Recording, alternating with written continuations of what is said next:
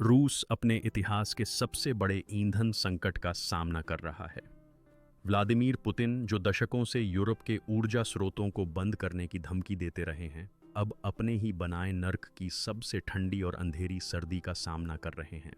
दुनिया के सबसे बड़े कच्चे तेल उत्पादकों में से एक रूस इस मुकाम पर पहुंच गया है कि वह अपनी ही राजधानी में कारों, अपने खेतों में ट्रैक्टरों और सबसे महत्वपूर्ण यूक्रेन में लड़ रहे टैंकों को पेट्रोल और डीजल की आपूर्ति नहीं कर पा रहा है। और इस ऐतिहासिक शर्मिंदगी और लाचारी के बीच पुतिन ने मदद मांगने के लिए आखिरी दरवाज़ा खटखटाया। बेलारूस का दरवाज़ा, जिसे वह अपना सबसे वफादार सहयोगी, अपना सबसे विनम्र जागीरदार समझते थे।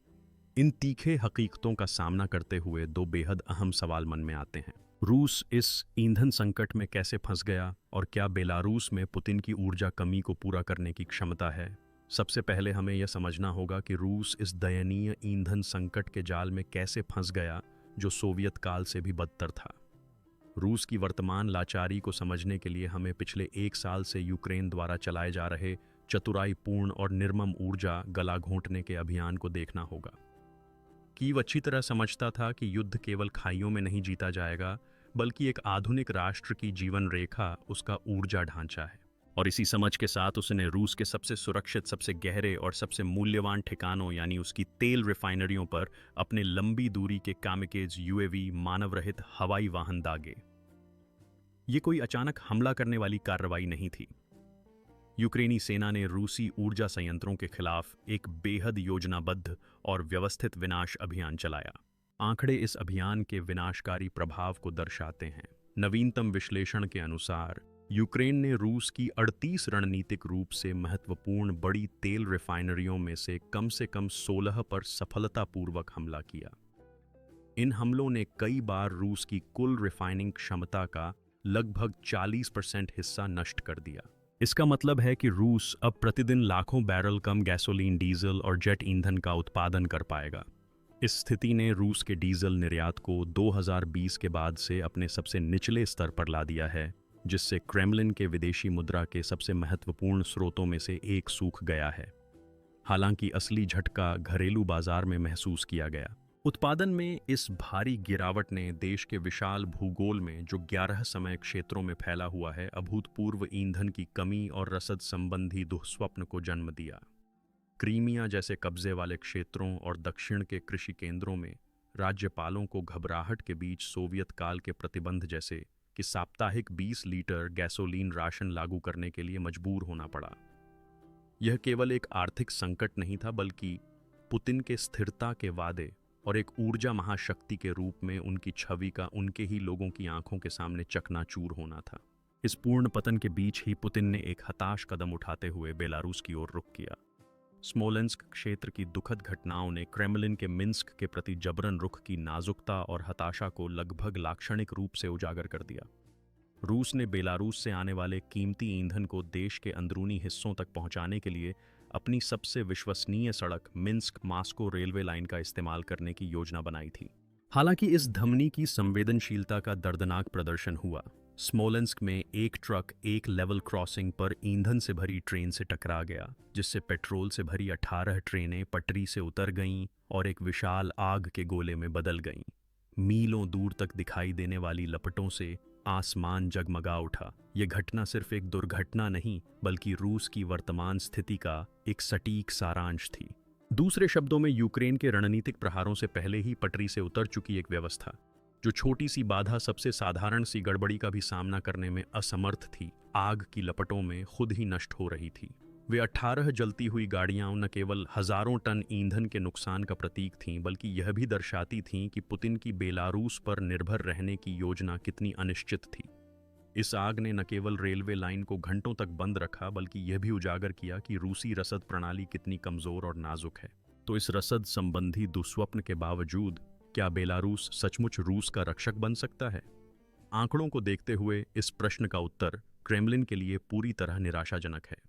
खबर है कि रूस अपनी भारी घरेलू कमी को पूरा करने के लिए बेलारूस से हर महीने कम से कम 3 टन ईंधन आयात करने की योजना बना रहा है।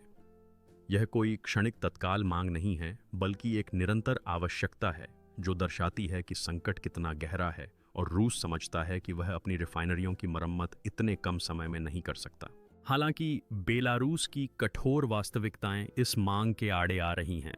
लुकाशेंको सरकार अपनी तमाम नेकनीयती या पुतिन के दबाव के बावजूद इस मांग को पूरा नहीं कर पा रही है। जी हाँ, आपने सही सुना, आंकड़े झूठ नहीं बोलते। सितंबर में संकट के चरम पर बेलारूस रूस को केवल 45,000 टन गैसोलीन ही बेच पाया। यह रूस की ज़रूरतों के छठे हिस्से से भी कम था।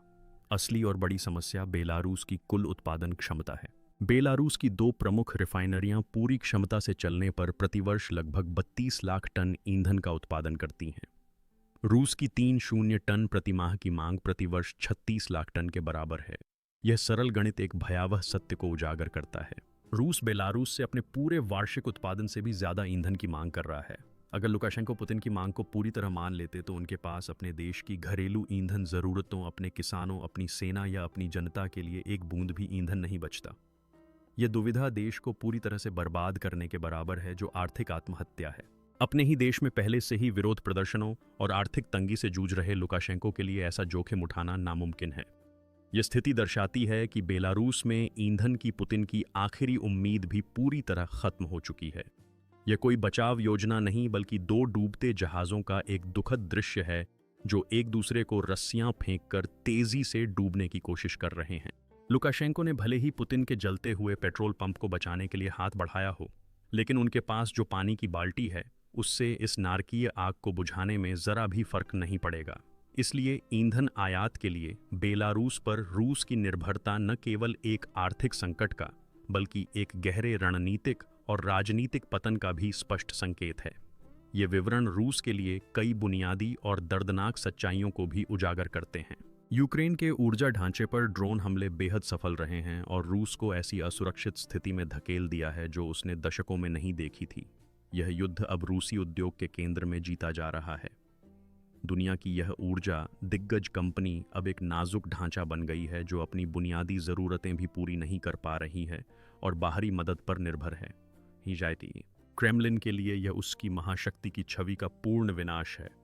अपने सबसे कठिन दौर में पुतिन ने देखा है कि उनका सबसे भरोसेमंद सहयोगी भी अपने हितों को प्राथमिकता देता है और उन्हें बचाने की क्षमता या इच्छा शक्ति का अभाव रखता है। यह अंतर्राष्ट्रीय मंच पर रूस के गहरे अलगाव को और पुख्ता करता है। इस तरह पुतिन की ईंधन की आखिरी उम्मीद भी राख हो गई है। न सिर्फ स्मोलेंस्क के उस आग के गोले में या बेलारूस की रिफाइनरियों के असंभव गणितीय समीकरणों में, बल्कि उनकी अपनी रणनीतिक अंधता और अहंकार के मलबे के नीचे भी। ऊर्जा महाशक्ति अब ऊर्जा भिखारी बन गई है और इस नए समीकरण में न तो परमाणु मिसाइलें और न ही वीरतापूर्ण प्रचार खाली ईंधन टैंक द्वारा उत्पन्न कठोर वास्तविकता को बदल सकते हैं। बेलारूस का दरवाज़ा उनके सामने बंद हो गया है, जो मुक्ति के वादे के बजाय कड़वी निराशा लेकर आया है। क्रेमलिन में व्याप्त घबराहट ने एक हताश वैश्विक खोज का मार्ग प्रशस्त कर दिया है। अगर सबसे करीबी सहयोगी, सबसे वफादार जागीरदार भी इस रक्तस्राव को नहीं रोक सकता, तो उपाय कहाँ खोजा जाए? पुतिन और उनकी संकट टीम की नज़र अब पश्चिम की ओर नहीं, बल्कि विपरीत दिशा में पूर्व के औद्योगिक दिग्गजों यानी चीन, दक्षिण कोरिया और सिंगापुर की ओर रहता है। कागज पर यह नई रणनीति तार्किक लग रही थी। अगर यूक्रेन पर हमलों के कारण रूस अपने तेल का प्रसंस्करण तेजी से और कुशलता से नहीं कर पा रहा था, तो वह दुनिया के सबसे बड़े और सबसे उन्नत शोधन केंद्रों से कच्चे तेल या परिष्कृत उत्पादों का आयात कर सकता था। चीन, दक्षिण कोरिया और सिंगापुर दुनिया के सबसे बड़े पेट्रोलियम उत्पादों के निर्यातकों में से थे। उनके पास उच्च गुणवत्ता वाला डीजल जेट ईंधन और गैसोलीन बनाने की तकनीक और क्षमता थी, जिसकी रूस को सख्त जरूरत थी। हालांकि यह तार्किक योजना भू राजनीति और रसद की कठोर दीवारों से टकराकर एक समाधान से एक नए दुःस्वप्न में बदल गई। इस खोज में पहला और सबसे स्पष्ट गतिरोध दक्षिण कोरिया और सिंगापुर थे। दक्षिण कोरिया प्रशांत क्षेत्र में अमेरिका के सबसे वफादार सैन्य सहयोगियों में से एक है और उसकी धरती पर हजारों अमेरिकी सैनिक तैनात हैं। वहीं सिंगापुर वैश्विक वित्तीय व्यवस्था के केंद्र में स्थित एक ऐसा देश है जो नियम आधारित अंतर्राष्ट्रीय व्यवस्था के प्रति पूरी तरह प्रतिबद्ध है। इन दोनों देशों द्वारा यूक्रेन में युद्ध को बढ़ावा देने के लिए रूस को ईंधन बेचना न केवल एक आर्थिक निर्णय होगा, बल्कि पश्चिमी गठबंधन के लिए एक सीधी चुनौती भी होगी। ऐसा कदम उनकी अपनी बड़ी कंपनियों को तुरंत अमेरिकी प्रतिबंधों के घेरे में ला देगा। यह आर्थिक आत्महत्या होगी, इसलिए सियोल और सिंगापुर के लिए यह दरवाज़ा शुरू से ही बंद कर दिया गया था। केवल एक ही संभावित रक्षक बचा था, बीजिंग सरकार। चीन रूस का असीम मित्र था, पश्चिम के विरुद्ध उसका रणनीतिक साझेदार, और चीन की विशाल रिफाइनरियों में रूस की सभी जरूरतों को पूरा करने की क्षमता थी। हालांकि बीजिंग ने अपने सहयोगियों की इस हताशा को मदद के अवसर के रूप में नहीं, बल्कि खुद पर और अधिक निर्भर होने के एक ऐतिहासिक अवसर के रूप में देखा। चीन बेशक रूस को ईंधन बेच सकता है, लेकिन अपनी शर्तों पर। भुगतान पूरी तरह से चीन की मुद्रा युआन में किया जाएगा, डॉलर या यूरो में नहीं। कीमतें बीजिंग द्वारा तय की जाएंगी, संभवतः अत्यधिक ऊंची दरों पर, न कि अंतर्राष्ट्रीय बाजार की स्थितियों के अनुसार। और सबसे महत्वपूर्ण बात यह है कि इस व्यापार का इस्तेमाल रूस से नई राजनीतिक या आर्थिक रियायतें हासिल करने के लिए किया जाएगा। संक्षेप में, रूस अपने सबसे विश्वसनीय ईंधन स्रोत बेलारूस से वह नहीं पा सकता जो वह चाहता है, अमेरिका के सहयोगियों के साथ व्यापार नहीं कर सकता, और ऊर्जा आपूर्ति में अपने असीमित साझेदार चीन के साथ कोई समझौता नहीं कर सकता, न ही उस पर भरोसा कर सकता है। अपने सभी बाहरी दरवाजे बंद होने के कारण क्रेमलिन ने, जैसा कि वह हमेशा करता है, आंतरिक रूप से अपने ही लोगों की कीमत पर समाधान खोजने का फैसला किया। अगर बाहर से ईंधन आयात नहीं किया जा सकता और देश में पर्याप्त उत्पादन नहीं हो सकता, तो एक ही क्रूर और बेहद खतरनाक विकल्प बचता है, नागरिक अर्थव्यवस्था की नसों में बह रहे आखिरी खून को भी चूसकर उसे मरती हुई युद्ध मशीन में डाल देना। यह एक ऐसा राज्य है जो खुद को ही खा रहा है। यह एक ऐसी व्यवस्था है जो जिंदा रहने के लिए अपने ही भविष्य को निगल रही है। इस नए और निराशाजनक दौर में रूस में मुक्त बाजार अर्थव्यवस्था की बात करना अब संभव नहीं है। युद्ध के शुरुआती वर्षों में भी किसी न किसी तरह कायम रहा पूंजीवादी भ्रम ईंधन संकट के गहराने के साथ पूरी तरह से गायब हो गया है। क्रेमलिन संभवतः रक्षा मंत्रालय और संघीय सुरक्षा सेवा एफएसबी के संयुक्त नियंत्रण में विशेष सैन्य स्थिति शक्तियों के आधार पर देश के संपूर्ण ईंधन वितरण ढांचे पर प्रभावी नियंत्रण स्थापित करने का एक आदेश जारी करता है। अब पेट्रोल और डीजल की खपत निजी कंपनियों के मुनाफे और घाटे के गणित या आम जनता की ज़रूरतों से तय नहीं होती, बल्कि सिर्फ और सिर्फ युद्ध की तात्कालिक ज़रूरतें तय करती हैं। यह युद्ध साम्यवाद का एक आधुनिक और तकनीकी संस्करण है। इस नरभक्षण के सबसे पहले शिकार दक्षिण के किसान हैं, जो देश की खाद्य सुरक्षा की रीढ़ हैं। रूस के अन्न भंडार क्रास्नोडार, रोस्टोव और स्टावरोपोल जैसे क्षेत्रों में सैन्य ट्रक शरद ऋतु की फसल और सर्दियों की बुआई के सबसे महत्वपूर्ण समय में स्थानीय कृषि सहकारी समितियों और बड़े खेतों के ईंधन डिपो पर धावा बोल देते हैं। आधिकारिक दस्तावेजों से लैस होकर वे राष्ट्रीय सुरक्षा का हवाला देते हुए फसल के लिए अलग रखे गए हजारों टन डीजल ईंधन को जब्त कर लेते हैं। ये सिर्फ जब्ती ही नहीं, बल्कि सरासर चोरी है। एक किसान के लिए जिसके पास गेहूं काटने या खेत जोतने के लिए ईंधन नहीं बचा है, इसका मतलब है अगले साल की फसल का शुरू से ही खत्म हो जाना। यह न केवल आज की रोटी की चोरी है, बल्कि कल की भी। दूसरा शिकार नागरिक परिवहन क्षेत्र है, जो देश के विशाल भूगोल को जोड़ता है। जब रूसी वायुसेना के वीकेएस जेट ईंधन का भंडार गंभीर स्तर तक गिर गया, तो रक्षा मंत्रालय ने नागरिक उड्डयन अधिकारियों को एक आदेश भेजा। घरेलू उड़ानों का एक बड़ा हिस्सा निलंबित कर दिया जाए और उपलब्ध सारा जेट ईंधन सेना को सौंप दिया जाए। देखते ही देखते एयरोफ्लोत और A7 जैसी एयरलाइनों की सैकड़ों उड़ानें रद्द कर दी गईं। साइबेरिया के नोवोसिबिर्स्क से लेकर सुदूर पूर्व के व्लादिवोस्तोक तक, यूराल के येकतेरिनबर्ग से लेकर दक्षिण के सोची तक ये महत्वपूर्ण आंतरिक संपर्क टूट गए हैं। इसका मतलब न केवल यह है कि लोग यात्रा नहीं कर सकते, बल्कि केंद्र से पहले से ही अलग थलग पड़े क्षेत्रों के मास्को से आखिरी संबंध भी कमजोर हो रहे हैं, जिससे देश प्रभावी रूप से खंडित हो रहा है। और अंततः यह संकट शहरों में लाखों लोगों के घरों में बिजली गुल होने के रूप में प्रवेश कर रहा है। सैन्य औद्योगिक परिसर और महत्वपूर्ण सैन्य ठिकानों को 24 घंटे चालू रखने के लिए क्षेत्रीय राज्यपालों को नागरिक आवासीय क्षेत्रों में नियोजित बिजली कटौती लागू करने का निर्देश दिया गया है। जैसे जैसे सर्दी आ रही है, शाम को एक परिवार के घर को गर्म करने वाली बिजली अग्रिम मोर्चे पर स्थित एक टैंक कारखाने में उत्पादन लाइन चालू रखने के लिए काट दी जाती है। यह एक कड़वी सच्चाई है कि राज्य को अपने नागरिकों के कल्याण और युद्ध जारी रखने के बीच चुनाव करने के लिए मजबूर होना पड़ रहा है, और हर बार वह युद्ध का रास्ता चुनता है। हालांकि आंतरिक संसाधनों को जुटाने की क्रेमलिन की निर्मम रणनीति कोई समाधान नहीं है, बल्कि पतन को तेज करने वाला एक और मौत का चक्र है।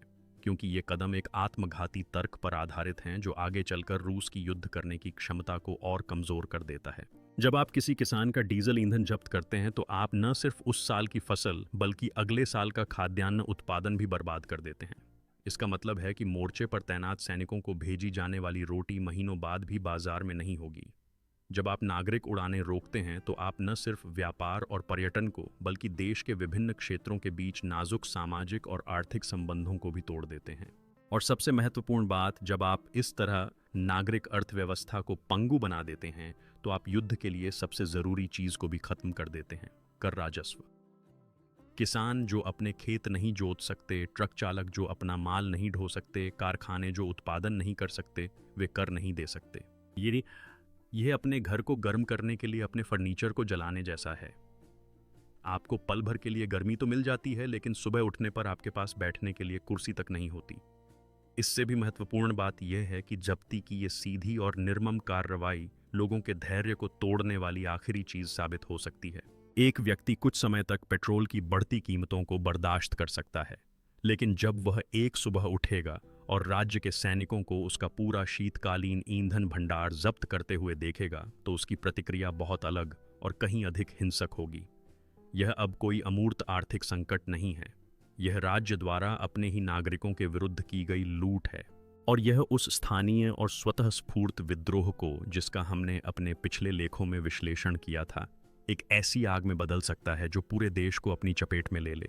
नतीजतन रूस अब किसी चौराहे पर नहीं बल्कि एक मौत के चक्र में फंस गया है। यूक्रेन के ड्रोन हमले देश के ईंधन उत्पादन को तबाह कर रहे हैं। उत्पादन में गिरावट के कारण आयात जरूरी हो जाता है, लेकिन भू राजनीतिक अलगाव और रसद संबंधी दुःस्वप्न आयात को असंभव बना देते हैं। आयात की उम्मीद भी खत्म हो जाने के साथ शासन अपनी ही नागरिक अर्थव्यवस्था और लोगों को जीवित रहने के लिए नरभक्षण करना शुरू कर देता है। हालांकि यह नरभक्षण शासन की दीर्घकालिक आर्थिक नींव को नष्ट कर देता है और एक जन विद्रोह की चिंगारी को भड़का देता है। हर समाधान अगली और बड़ी तबाही को जन्म देता है। ऊर्जा महाशक्ति अब सिर्फ ऊर्जा भिखारी नहीं रही, वह एक पौराणिक राक्षस बन गई है जो अपनी ही संतानों को खाकर जीवित रहने की कोशिश कर रही है। और इतिहास ने हमें सिखाया है कि ऐसे राक्षसों का अंत हमेशा उनका अपना विनाश ही होता है। देखने के लिए शुक्रिया।